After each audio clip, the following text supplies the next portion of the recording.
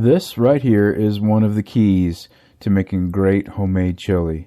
Beans that are made from scratch are vastly superior to canned beans. That's my opinion, and I'm sticking to it. Beans made from scratch have a better texture and a better flavor, and they don't have that canned flavor that all canned food has. They just don't. Don't get me wrong, canned beans are good, and there's a perfect time and place for canned beans. But if you want to take your chili up a notch, make your beans from scratch. Trust me. These are pinto beans. These are my favorite beans to use for chili. Of course, you can use black beans or kidney beans or navy beans or whatever beans you like, but I like pinto beans.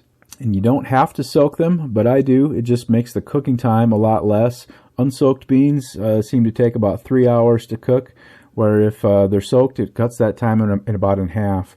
And I usually just soak them overnight, about 12 hours or so.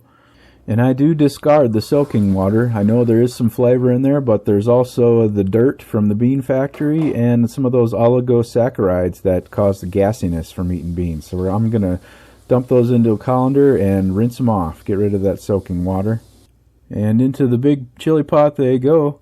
I'm just going to add enough water to get those beans covered up by a couple inches of water. I'm not measuring this here. Just need the beans to be sufficiently covered by a couple inches of water. And I'm actually going to discard the cooking water after the beans are cooked too, so there's no really point in measuring it or paying any attention to that right now. And I'm just going to flip the burner on high and bring those beans up to a boil to start with.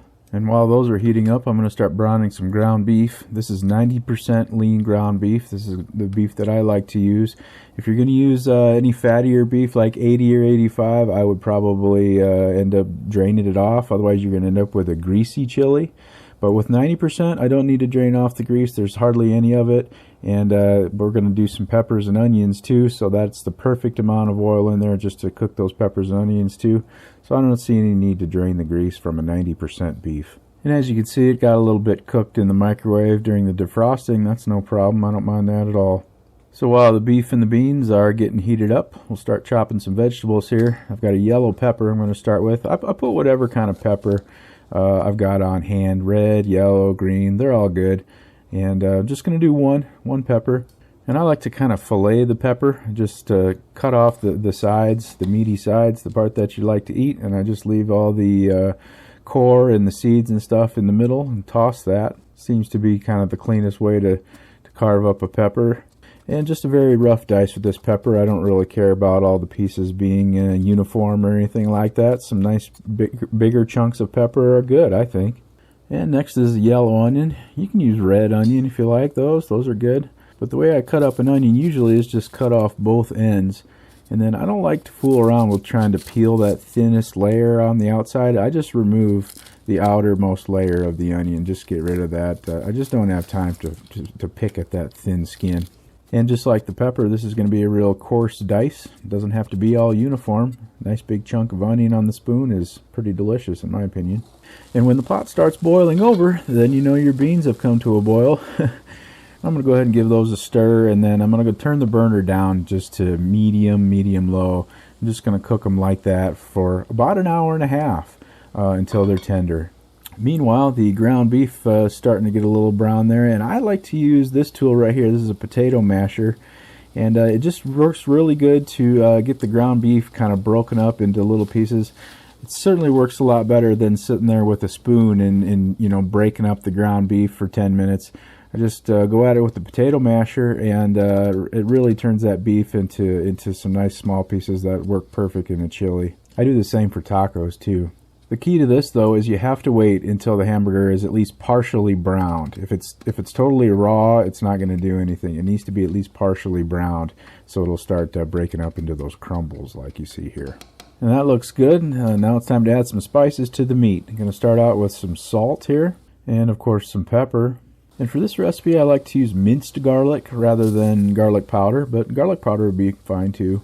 A little bit of oregano, some ground cumin. This is just regular paprika. Smoked paprika would be really good in this too. And some coriander. This is a common seasoning in Hispanic foods. Coriander is actually the seed of the cilantro plant.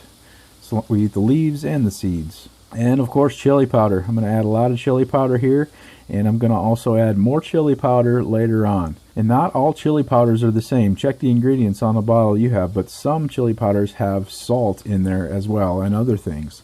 So you might want to take that into account when you're adding salt into your chili. And in goes the peppers and onions, and I'm going to get that all mixed up with the meat, and go ahead and put the lid on so those peppers and onions can start to sweat and start to break down a little bit. I don't want the peppers and onions thoroughly cooked. I just want them just kind of softened, really. So it's probably been about 10 minutes or so, and those peppers and onions are softened and the meat is fully cooked. And I'm just going to put the lid on this pan and turn the burner off.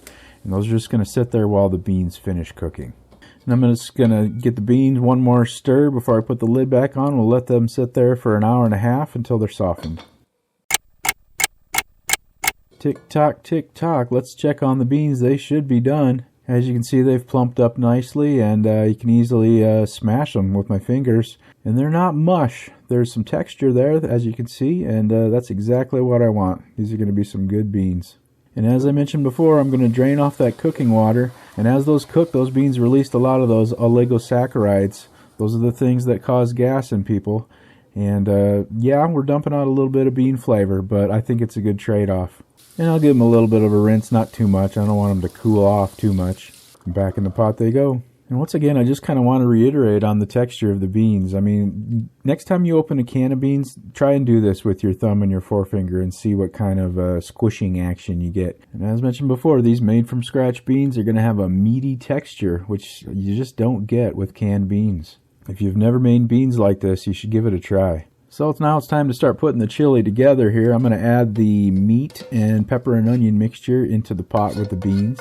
And the next thing going in the pot is a can of crushed tomatoes. This is one of those large 28-ounce cans. And also one 15-ounce can of tomato sauce. And I know what you're thinking, well, he doesn't like canned beans, but we're using canned tomatoes. And yeah, that's true. And I think canned tomatoes are perfectly good out of a can. It's a different kind of vegetable. It's much more acidic. It holds up to the canning process a lot better. Tomatoes are good.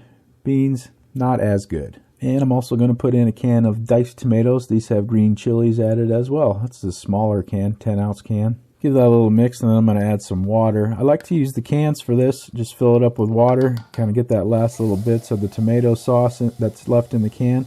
I'm going to do 1 full can of the 28-ounce can and 1 full can of the 15-ounce can. Give that a thorough mix, and it's looking pretty good already, and you could certainly just get this up to simmering temperature and start eating it right now if you wanted to, but really this is going to be best after it's had a chance to simmer for a good 3-4 hours at minimum. Now I'm going to add some more chili powder. I like my chili to have a pretty potent chili powder flavor, and I add a lot of chili powder. If you don't add much chili powder in there, pretty much what you're eating there is beef and bean tomato soup, which is good too, but a nice powerful chili flavor is what I like. And I'm just going to put in a splash of Worcestershire sauce in there too. Worcestershire sauce just seems to go good with anything that has beef in it. This is totally optional, but I like a little bit of heat in the chili. I'm going to throw in some crushed red pepper, some jalapenos or some hot sauce or whatever your favorite way to add heat. But if you don't want it hot, you can just skip that.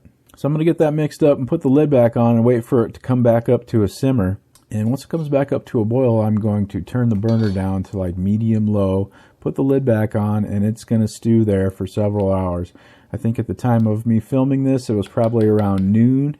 And I think this is going to stew for 5 or 6 hours before we eat it later on tonight. Flash forward to dinner time. As you can see, the chili has darkened in color quite a bit. All those flavors have kind of gotten melded together, and it's just a really nice cohesive soup. You can see that the beans are holding up really well. Got some chunks of the diced tomatoes. There's some pieces of beef. And as you can see, I like my chili pretty heavy on the beans. More beans than beef, I think, is the way to go. And let's be real here. I mean, if you don't put any beans in your chili, really what you're eating is a bowl of meat sauce. But if you've made it this far into the video, it seems pretty likely that you like beans in your chili too. And usually when I make chili, this is pretty much the whole meal. So I'm going to go ahead and fill the bowl all the way to the top. And look at that bowl of goodness. Can't you just smell it?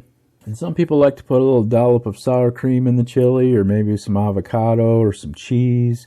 I like mine just straight up, but a side of tortilla chips is definitely a good accompaniment. But that's my recipe for homemade chili from scratch. I hope you found that useful. See you on the next one.